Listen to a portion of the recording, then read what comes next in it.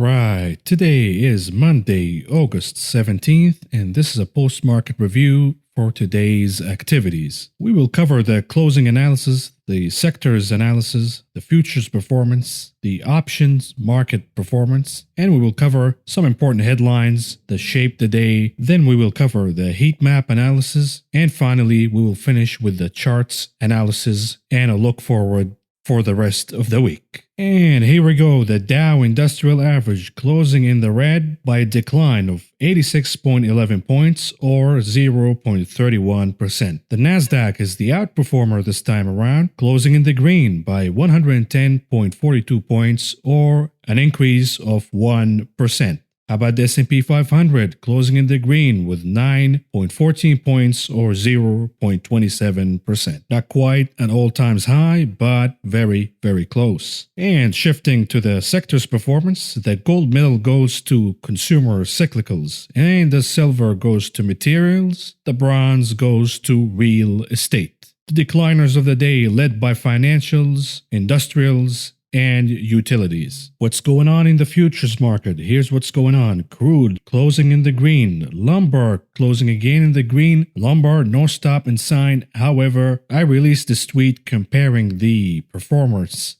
from the bottom of lumber to Apple, and you can see that lumber is beating the performance of Apple's stock.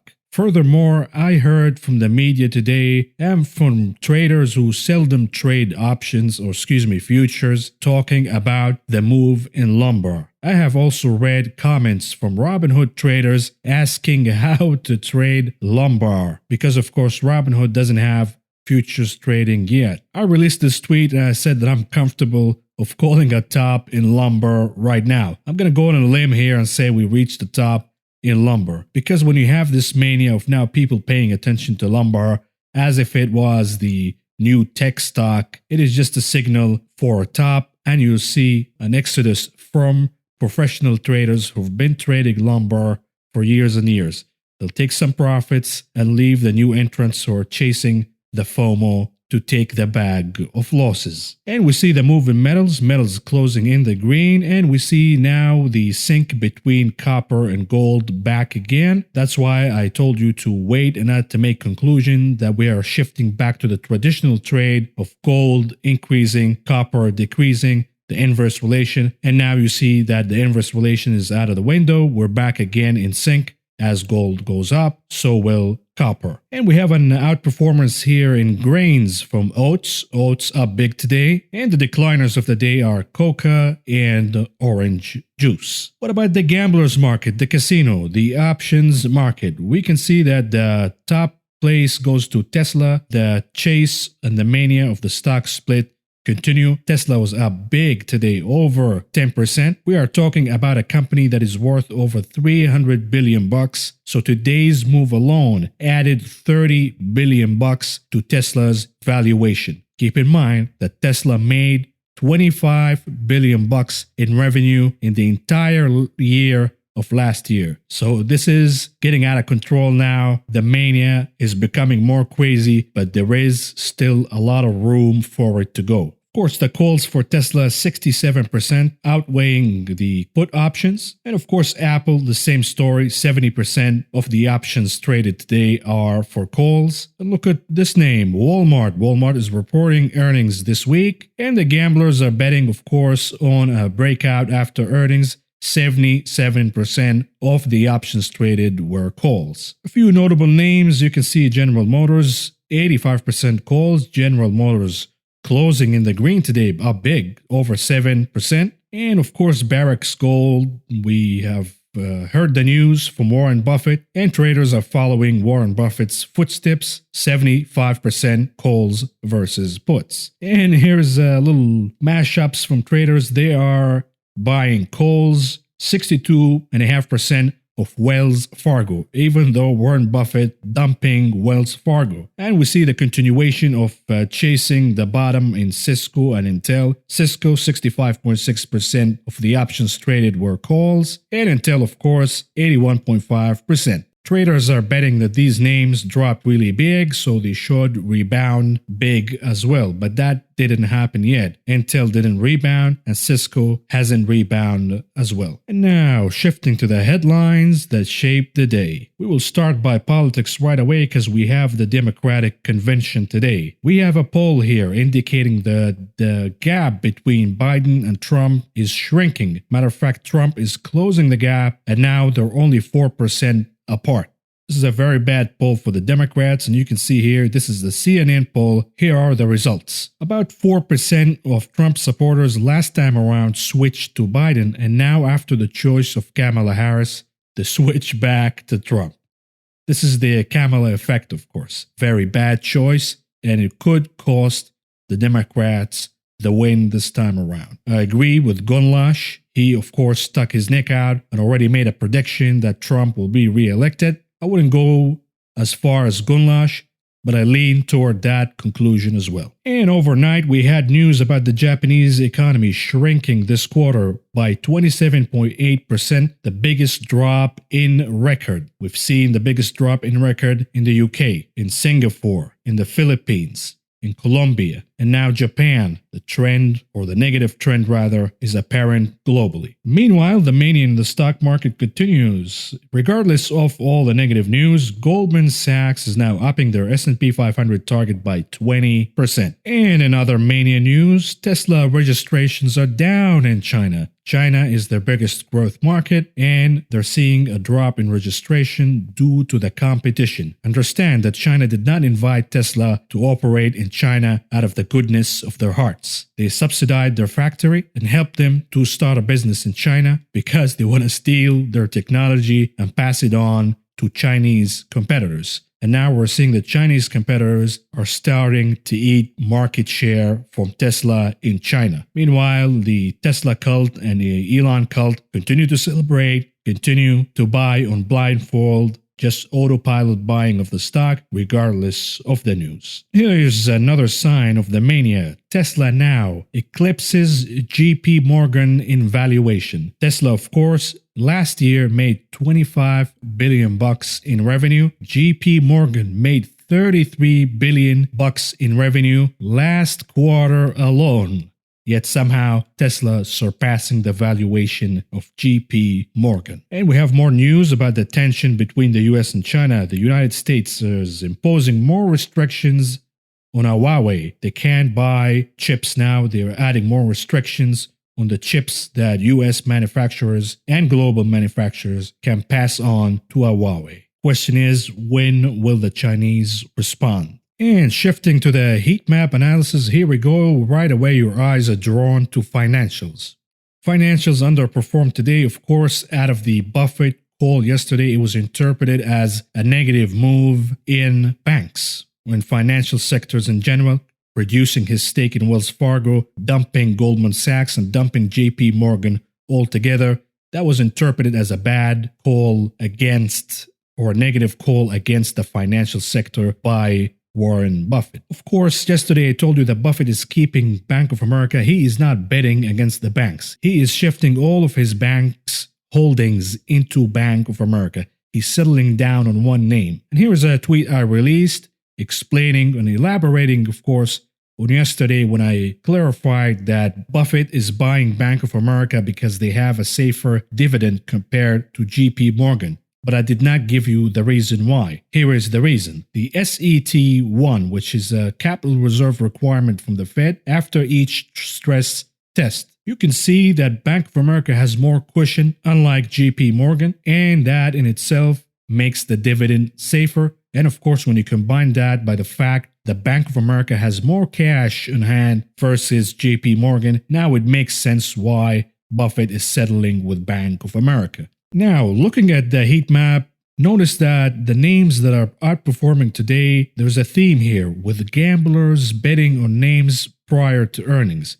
Remember, we have earnings this week, and this is the earnings week schedule right in front of you. Now, look at what names outperformed. Walmart, Home Depot, Lowe's, Alibaba, TJ Maxx, Ross. They're buying calls and they're buying stocks in the names before they report. Nvidia, of course, right in front of you. This is gambling. They're buying and making a bet that after earnings, these stocks are gonna rally. You don't know that. But we are now in a gambler's market. They've invaded the stock market and they will not go away until we have a big fat flush to the downside. Some outliers here that also outperform are PayPal, Square, Zoom, General Motors, and of course, on the Buffett theme, gold, aka Barracks Gold, and Kroger outperforming today. Here is an update on the rotation picks. These are my personal rotation picks. The garbage stocks today outperform the comeback stocks.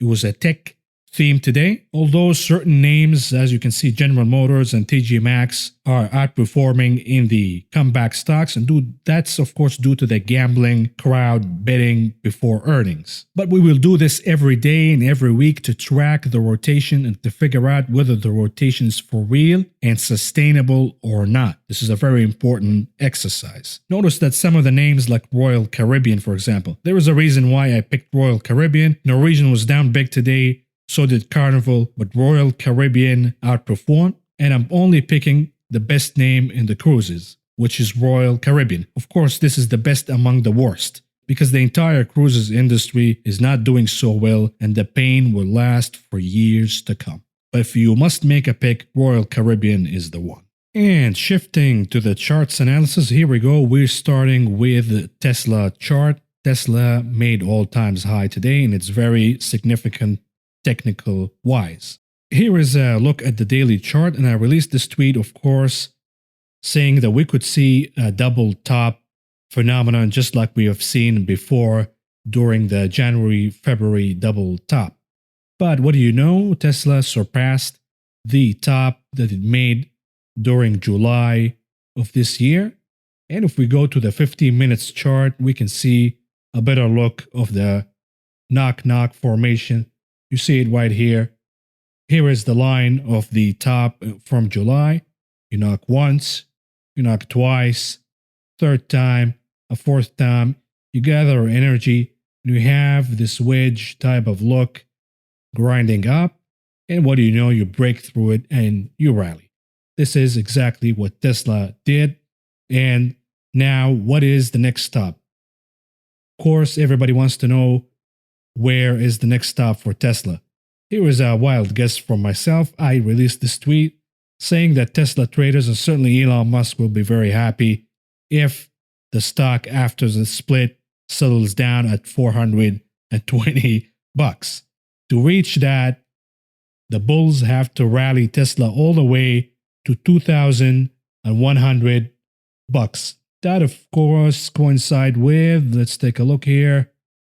I can't see, but let's say it's another 15% or so. The mania continues in Tesla. And now, shifting to the SPX. We haven't looked at the SPY from this perspective before. We usually looked at the actual SPY or the futures, but we will look at the SPX because the media is tracking it for the all-time high. So when we look at the SPX, you can see that we are now challenging the all-time highs right here, right about 3,398. And you can see that we tried to knock once, twice, and failed. We tried again today. We couldn't make it. We keep knocking and knocking and knocking. And eventually, of course, the natural course here is we're going to make it and break above the all-time highs. Now, shifting to the Qs, let's take a look at the Qs, what the NASDAQ did. The NASDAQ, of course, the trend is still intact, although we are diverging a little higher. And we have seen that every time we diverged higher from the trend, we made a correction and stopped to touch the trend. Here's a correction, stopping again and again and again.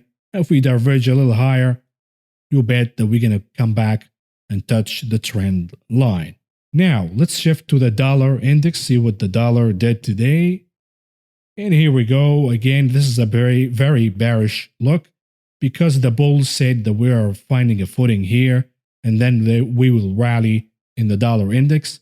The bears said no, this is a bear flag formation, and we eventually will continue the move to the downside, and it certainly looks like the bears are going to win in this one. Of course, shifting to the TNX tracking yields, because yields are very important right now at this stage in the market. The TNX is tracking, of course, the Treasury note, the 10-year yield. You could argue that the rally in tech and the stock market in general was because there is no alternative. Where are you going to take your cash and park it if bonds and notes pay very little in yields? Well, now we're seeing a little bit of a rally here from yields, and we could march and continue to march higher and even surpass the 1%. And if we do that, you bet that the stock market is going to experience a lot of pain because investors will shift from the risky assets to the safe asset that pays almost 1%.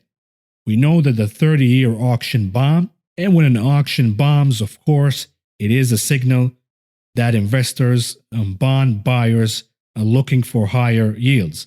They're telling the US Treasury, if you want us to take the risk of holding your bond for 10 or 30 years, you better pay us a higher yield. Specifically, if you are promising to increase inflation, that is the Fed, of course, then buying at this yield will not make sense because the real return when you factor in inflation will be negative. So you got to pay us more than inflation. This could be a reason and a signal for yields to rally.